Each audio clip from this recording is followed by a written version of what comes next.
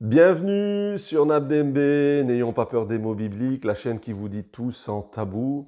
Aujourd'hui, le mot, je dirais même les mots qui seront pris, parce qu'il y en a deux, vous allez comprendre, Satan et le diable. Dans la parole de Dieu, la première mention du mot Satan, dans la version hébraïque, dans le sens propre du terme hébraïque, il apparaît dans le livre des Nombres, au chapitre 22 et verset 22. Et ensuite, il apparaît aussi, bien sûr, à d'autres endroits, dans le livre de Chroniques, 1 Chronique 21, verset 1. Et vous allez voir, je vais lire ces deux versets. Et dans le deuxième verset, le nom Satan va apparaître, mais pas dans le premier verset que je vais lire, mais je reviendrai sur le mot et bien sûr sur sa signification. Donc dans Nombre chapitre 22, verset 22, il est écrit ceci. « La colère de Dieu s'enflamma parce qu'il était parti, et l'ange de l'Éternel se plaça sur le chemin pour lui résister. » Le deuxième verset que je prends tout de suite, 1 Chronique 21, verset 1, pardon. Satan se leva contre Israël et il excita, ou il trompa, ou il leurra David à faire le dénombrement d'Israël. Donc quand j'ai pris ces deux versets, le mot hébraïque qui a été pris, c'est Satan. Et on le comprend bien dans le deuxième verset puisque on le dit, il est écrit tel que. Et là, c'est comme le nom propre, c'est-à-dire l'ange qui a été déchu, qui a été nommé par Dieu Satan. Mais dans le premier verset que j'ai lu, il n'est pas fait mention du nom Satan, du mot Satan. Pourtant, il apparaît bien dans la version hébreu et c'est lui résister. Ici, résister, en hébreu, c'est Satan. Et Satan signifie adversaire dans son premier sens. C'est adversaire ou ennemi. Adversaire, c'est-à-dire celui qui résiste, qui supporte. Mais aussi l'adversaire surhumain, Satan comme nom propre. C'est un nom commun, mais c'est aussi un nom propre. Et la première fois dont il est fait mention dans la parole de Dieu, eh bien, c'est dans le livre des Nombres, au chapitre 22, verset 22. Et la première fois dont il est fait mention de Satan dans la Bible en tant que nom propre, c'est dans le livre des Chroniques, 1 Chronique, chapitre 21, verset 1. Tout de suite, un autre verset dans la parole de Dieu, dans le livre de Zacharie, chapitre 3 et verset 1, où il est écrit ceci.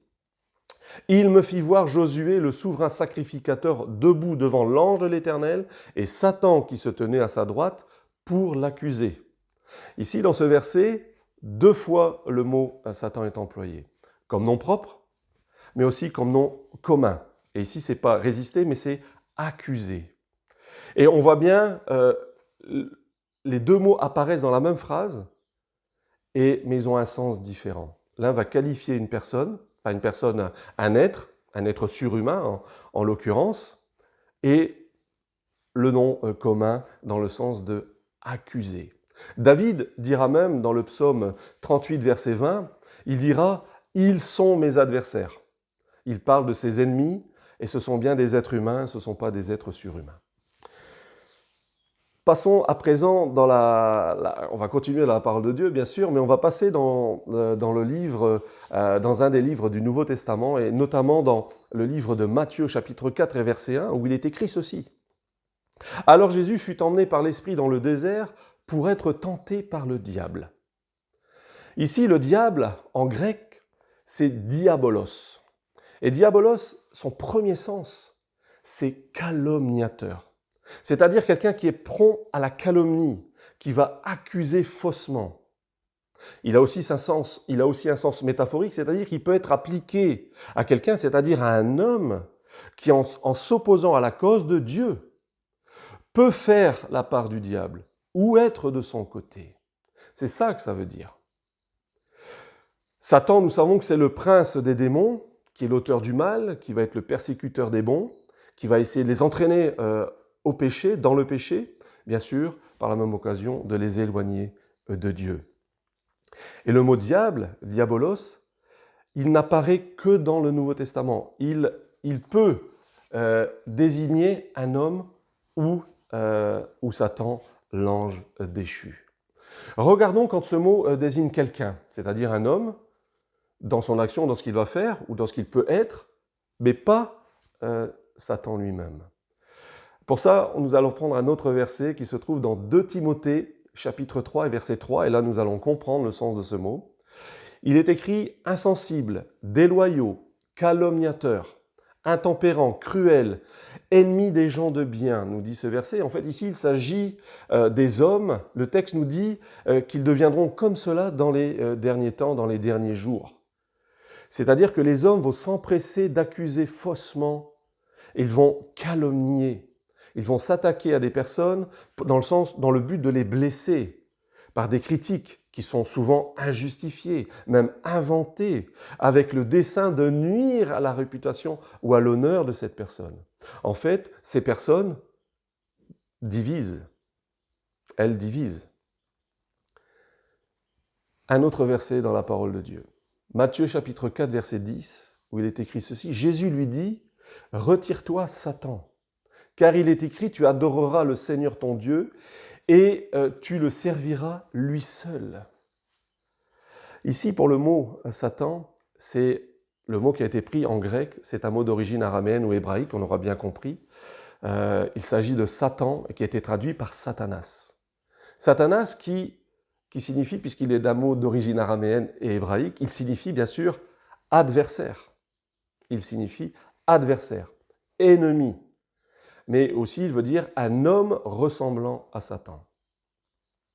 En conclusion, je dirais ceci, que ce soit dans l'Ancien ou dans le Nouveau Testament, Satan ou diable, le premier sens du mot à l'origine, c'est un adversaire ou un ennemi ou quelqu'un qui va résister. Il veut dire aussi, bien sûr, dans la version grecque, calomniateur, quelqu'un qui calomnie. Ici, surtout en grec, quelqu'un qui va calomnier, c'est-à-dire un diabolos, comme il était appelé à l'époque de Jésus. Ce n'était pas la personne de Satan, ce n'était pas le nom propre de Satan, ce n'était pas l'ange déçu, c'était une personne qui était désignée comme un diable, comme un diabolos, dans sa façon d'être, dans sa façon de parler des uns et des autres. En fait, il divisait. C'était attribué, comme je l'ai dit, à des hommes et à d'autres hommes, mais cela, avec le temps, avec les années, aujourd'hui, on dit que on l'attribue à la personne du diable. Et une petite remarque sur ce sujet, Satan dans l'Ancien Testament est toujours écrit avec une lettre majuscule. Par contre, si vous regardez le diable, le nom diable, il est toujours écrit avec une lettre minuscule, juste pour information. N'oublions pas aussi que Satan est une créature céleste, bien sûr, qui a été déchue, c'est un ange déchu, nous le savons, nous le savons par rapport à l'Écriture, de ce que Dieu nous en dit et veut bien nous en dire, mais c'est une créature qui a été créée par Dieu, donc il n'est pas l'égal de Dieu.